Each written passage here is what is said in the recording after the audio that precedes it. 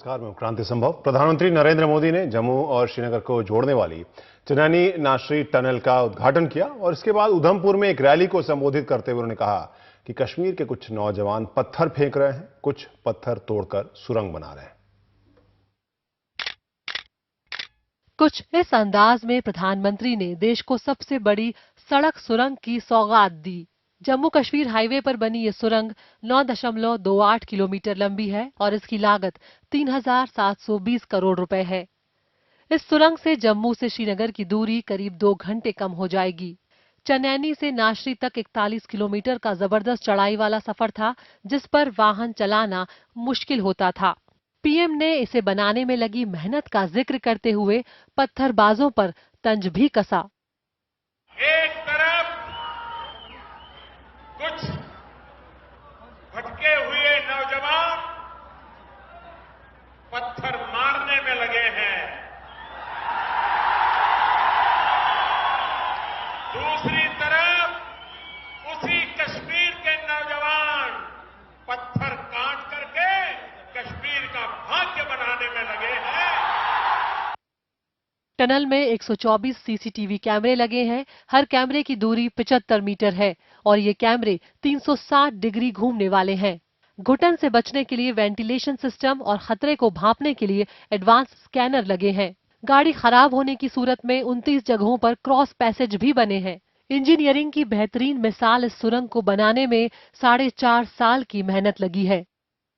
ये जम्मू और श्रीनगर को दूरी कम करने वाली सिर्फ लंबी सुरंग नहीं है, ये लंबी सुरंग जम्मू कश्मीर के लिए विकास की एक लंबी छलांग है, ऐसा मैं साफ देख रहा हूं। जम्मू कश्मीर में दशकों से चले आ रहे तनाव पर मुख्यमंत्री महबूबा मुफ्ती ने कहा कि कश्मीर पर्यटन के लिए सबसे सुरक्षित बने। वहीं प्रधानमंत्री ने कहा कि कश्मीरी नौजवान के पास 2 ही विकल्प हैं, टूरिज्म या टेररिज्म। आपको एक पैगाम देना है। वादी कश्मीर के टूर ऑपरेटर्स ने मुझसे कहा कि जब आप मोदी जी से मिले उनको हमारी तरफ से दावत दीजिए कि वो वादी कश्मीर आए और वहां की सैर करें।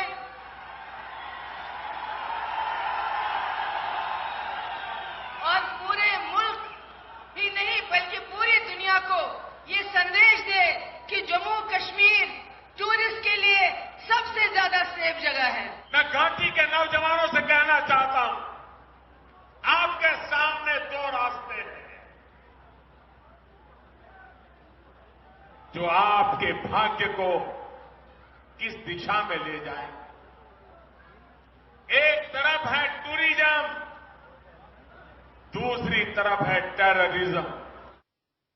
खास बात यह है कि बर्फीले तूफान या बर्फबारी के दौरान भी सुरंग पर आवाजाही में दिक्कत नहीं आएगी, जिससे खास तौर से सैलानियों की आमद बढ़ेगी और सीधा फायदा राज्य की अर्थव्यवस्था को होगा। Bureau report, NDTV India. वहीं जम्मू कश्मीर में श्रीनगर के नौहट्टा से खबर आ रही है, जहां पुलिस और सीआरपीएफ पर आतंकी हमला हुआ है। हमले में एक पुलिसकर्मी की जान चली गई जबकि 18 घायल हो गए।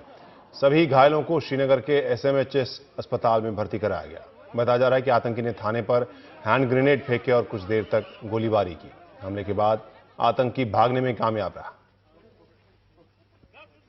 हमारे सहयोगी राजीव रंजन अब जुड़ रहे हैं हमारे साथ। राजीव, क्या अपडेट मिल रही है इस घटना के बारे में? देखिए, आपको बता दें कि तकरीबन 7 बजे की घटना है। ये नौहट्टा जो पुलिस चौकी है, ये पुराना श्रीनगर शहर कहा जाता है, वहां पर जो है आपको बता दें कि पुलिस और सीआरपीएफ के जवान अपनी ड्यूटी खत्म करके लौट रहे थे, तभी जो है आतंकवादियों के द्वारा इन पर ग्रेनेड से हमला हुआ। और उस हमले में एक पुलिस जो है जवान जो है समीम अहमद, जिसकी मौत हो गई है, बांदीपुरा के रहने वाला है। और आपको बता दें कि 4 जो है सीआरपीएफ के जवान घायल हुए हैं और 7 से 8 जो है पुलिसकर्मी घायल हैं और बाकी उनकी हालत जो है, हालांकि एक सीआरपीएफ की जो जवान की हालत नाजुक बताई जा रही है, बाकी जो जवान है उनकी हालत खतरे से बाहर बताई जा रही है। पुलिस का ये कहना है कि अंधेरे का फायदा उठाकर जो है ये जो आतंकी वहां से भाग निकले। और सबसे बड़ी बात आपको ये बता दें कि घटना तब हुई है कि जब प्रधानमंत्री खुद जम्मू कश्मीर में मौजूद, थोड़ी देर पहले मौजूद थे और उसके बाद वहां से निकल आए। और आज आपको ये भी बता दें कि कश्मीर में जो अलगाववादी जितने संगठन है उन्होंने इसको लेकर बंद का ऐलान किया था। जी शुक्रिया राजीव इस सभी अपडेट के लिए। अब बढ़ते हैं अगली खबर की तरफ, जो दिल्ली में एमसीडी चुनाव से जुड़ी खबर है, जहां बीजेपी ने अपनी पहली सूची जारी की। बीजेपी ने 272 में से 160 उम्मीदवारों के नामों का ऐलान किया। 5 सीटें अकाली दल और 1 रामविलास पासवान की पार्टी लोक जनशक्ति पार्टी को भी इस लिस्ट में दी गई है। अकाली दल और लोक जनशक्ति पार्टी के उम्मीदवार बीजेपी के चुनाव चिन्ह पर ही चुनाव लड़ने वाले हैं। 23 अप्रैल को होने वाले चुनाव के लिए सोमवार को नामांकन का आखिरी दिन है।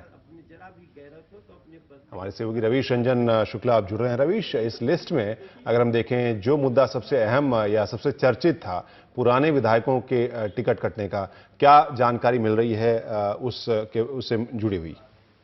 जी देखिए, क्रांति, जो पुराने पार्षदों के टिकट कटने की जहां तक बात थी, तो किसी भी निवर्तमान पार्षद को टिकट इस लिस्ट में नहीं दिया गया है। और जो हमें जानकारी मिल रही है वो आज रात तक जो है वो दूसरी लिस्ट की भी घोषणा हो जाएगी बीजेपी की तरफ से, और उसमें भी किसी भी जो है वो निवर्तमान पार्षद को टिकट नहीं दिया गया है। लेकिन बीजेपी ने कुछ ऐसे लोगों को टिकट दिया है जिनके बारे में विरोध काफी हो रहा है। या तो वो किसी के रिश्तेदार हैं खास, या फिर किसी की पत्नी है। तो ऐसे लोगों के टिकट का विरोध काफी हो रहा है, और कल ये हो सकता है कि बीजेपी का जो पंत मार्ग का ऑफिस है जो दिल्ली का, वहां पर भी विरोध प्रदर्शन हो। हमने ये देखा है कि अभी बीजेपी ने इस बार 3 जो है वो मुस्लिम कैंडिडेट्स को भी टिकट दिया है। आपको याद होगा कि यूपी के विधानसभा चुनाव में बीजेपी ने किसी भी मुसलमान उम्मीदवार को नहीं उतारा था, लेकिन यहाँ पर नगर निगम के चुनाव में 3 मुसलमान कैंडिडेट को जो है वो बीजेपी की तरफ से टिकट मिला है। साथ में एक बात ये भी आ रही है कि बीजेपी ने जो लोक जनशक्ति पार्टी को एक टिकट दिया है पहाड़गंज की सीट पर, वहां से लोक जनशक्ति पार्टी के उम्मीदवार लड़ेंगे, लेकिन वो बीजेपी के ही सिंबल पर लड़ेंगे। एक जो महत्वपूर्ण टिकट दिया गया है वो शिखा राय को दिया गया है, जो कि उपाध्यक्ष रही हुई हैं और 2013 में बीजेपी की उम्मीदवार थी विधानसभा की, और विधानसभा चुनाव के हारने के बाद अब उनको जीके से जो है वो बीजेपी ने निगम के पार्षद के उम्मीदवार के तौर पर उतारा है। तो अब देखना होगा कि आखिर इस लिस्ट में और जो लिस्ट आने वाली है क्रांति, उसमें भी काफी बड़े बड़े नेताओं के आपस में उम्मीदवारों की टकराहट है, और यही वजह है कि बीजेपी की दूसरी लिस्ट आने में देर हो रही है, क्योंकि वो सारी जो सीटें हैं उसमें कोई न कोई ऐसा नेता है जो कि बड़ा नेता है, जो अपने अपने चहेतों को टिकट देना चाहता है। तो इसी के चलते अभी दूसरी लिस्ट भी नहीं निकली है, लेकिन आज रात तक उम्मीद है कि बीजेपी दूसरी लिस्ट अपनी निकालेगी। शुक्रिया रवीश इस सभी जानकारी के लिए। तो बीजेपी के लिए कहा जा रहा है, खबर आ रही है कि बहुत से उम्मीदवार नाराज जरूर हैं, लेकिन यहाँ केवल बीजेपी की स्थिति नहीं है, बाकी पार्टियों की भी लगभग वही स्थिति है। आम आदमी पार्टी की अगर बात करें तो यहाँ टिकट के बंटवारे को लेकर कार्यकर्ताओं की नाराजगी सामने आई, जहां आम आदमी पार्टी के नेता संजय सिंह को एक महिला कार्यकर्ता ने थप्पड़ मार दिया। उस वक्त संजय सिंह दिल्ली के राजौरी गार्डन विधानसभा उपचुनाव के लिए रोड शो कर रहे थे। महिला का आरोप है कि उसने पार्टी के लिए काफी मेहनत की, लेकिन एमसीडी की टिकट के लिए उससे पैसा मांगा गया।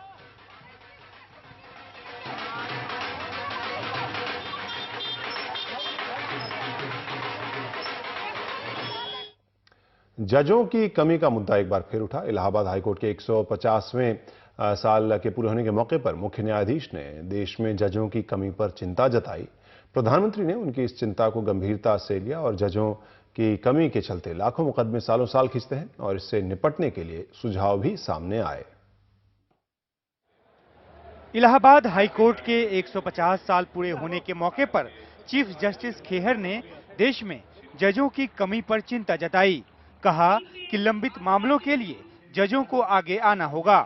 उन्होंने कहा कि हर जज छुट्टियों में 5 दिन काम करें तो 25 से 30 मुकदमे निपट सकते हैं। अगर एक जज 20-25 केस एक दिन में करता है तो 5 दिनों में 100-125 केस करें, और अगर सब 84-85 जज बैठे तो 9,000 केस कर सकते, ये मिनिमम है। समारोह में मौजूद प्रधानमंत्री मोदी ने मुख्य न्यायाधीश की चिंता को हाथों हाथ लिया। मैं उनके हर शब्द में पीड़ा अनुभव करता था, कुछ कर गुजरने का इरादा मैं अनुभव करता था।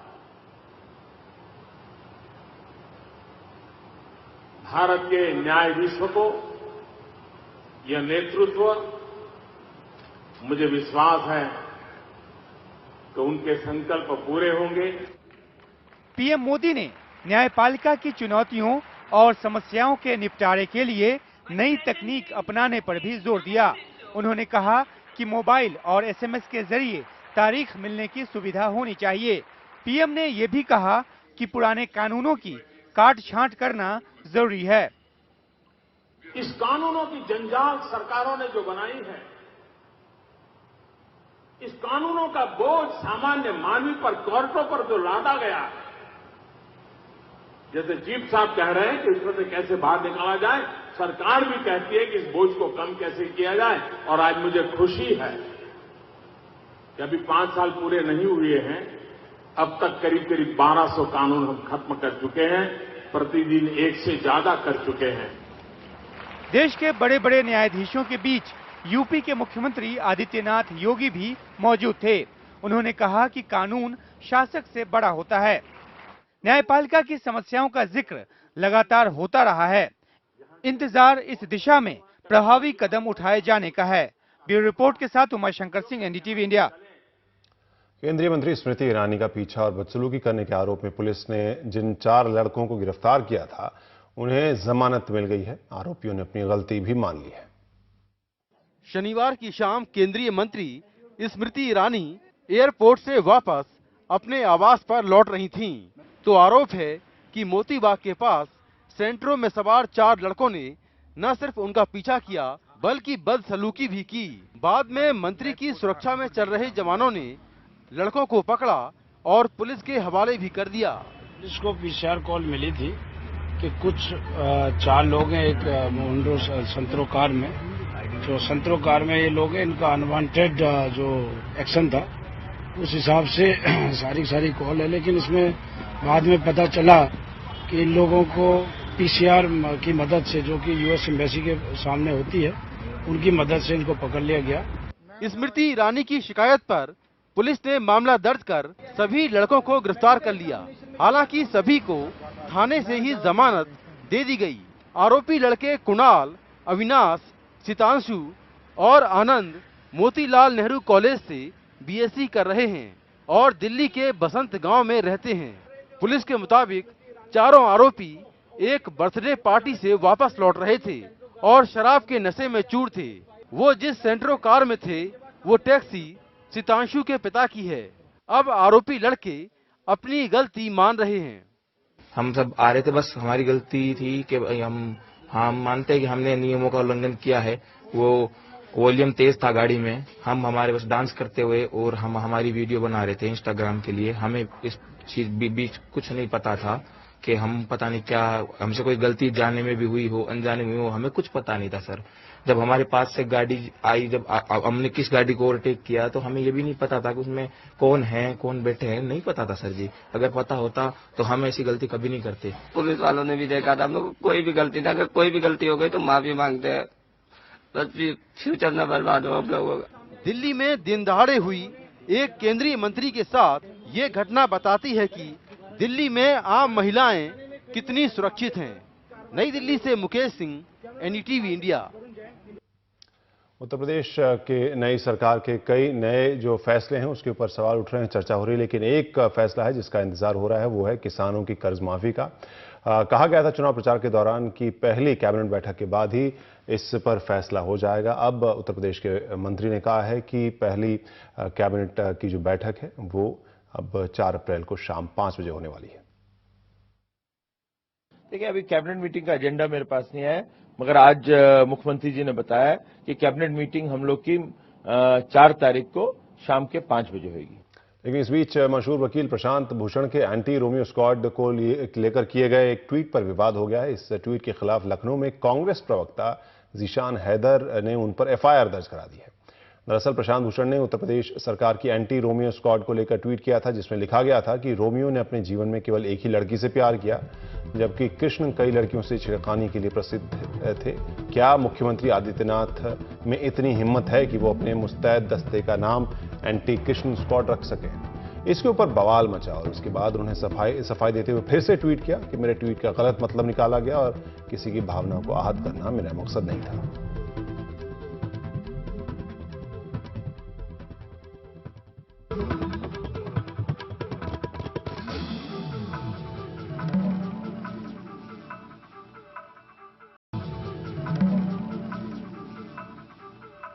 महाराष्ट्र में अस्पताल में सुरक्षा को लेकर डॉक्टरों के लंबे समय से चली आ रही मांगों को लेकर सरकार अब कार्रवाई कर रही है, जहां मुंबई सहित राज्य के 14 मेडिकल कॉलेज में महाराष्ट्र स्टेट सिक्योरिटी कॉरपोरेशन के 500 से अधिक सुरक्षाकर्मी तैनात कर दिए गए हैं।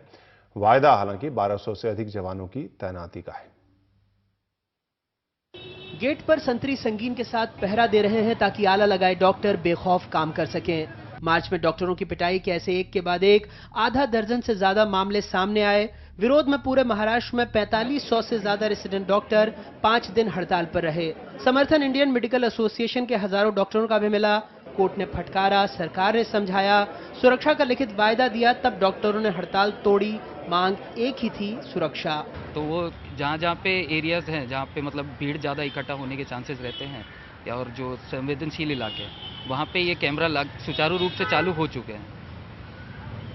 तो सभी डिमांड्स जो थी, जो हमारी सिक्योरिटी की डिमांड्स थी, उनके दिशा में सरकार ने काफ़ी प्रशासन ने काफ़ी प्रयास किए हैं।